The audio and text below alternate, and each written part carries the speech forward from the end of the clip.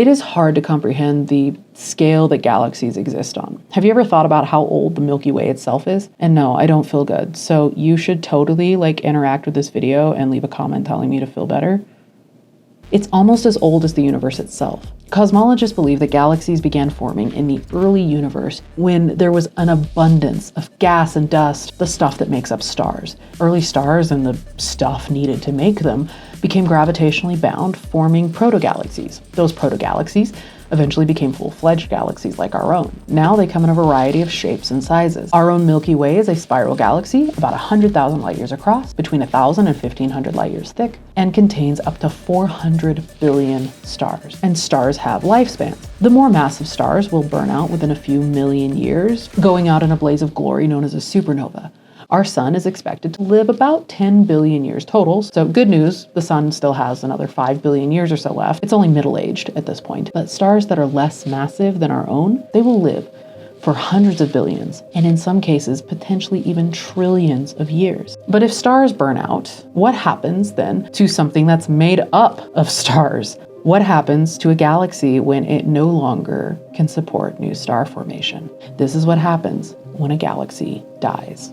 Or goes dormant, since we're going to try and be more algorithm friendly. Dormant galaxies no longer support new star formation. The gas and dust that forms new stars eventually runs out. Do astronomers know of any galaxies that have reached the end?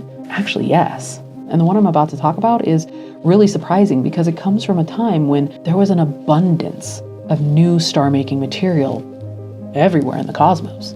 A team of astronomers using data from JWST discovered Jade's GS Z701QU. And yes, that is actually what I named my kid after. This galaxy is very far away.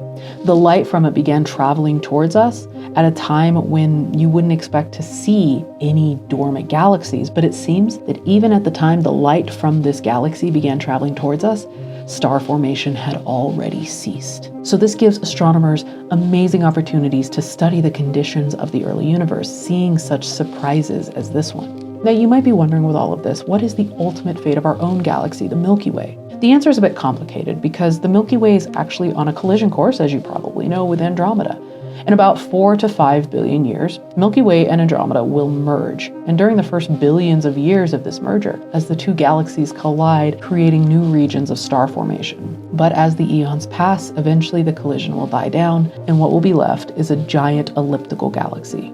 Elliptical galaxies are giant oblong football-like shaped galaxies, and they are often populated by older stars with less new star-forming regions. Now, how long the life of that resulting elliptical galaxy will last, I don't feel comfortable speculating on. So I'll just end it here. And if you found this video uplifting and life-affirming, why don't you give me a like and a follow, or at the very least, help the algorithm know I exist by telling me to feel better in the comments. Because I don't feel great. I don't. Jade's GS Z701QU, get down from there right now. Get down from there right now.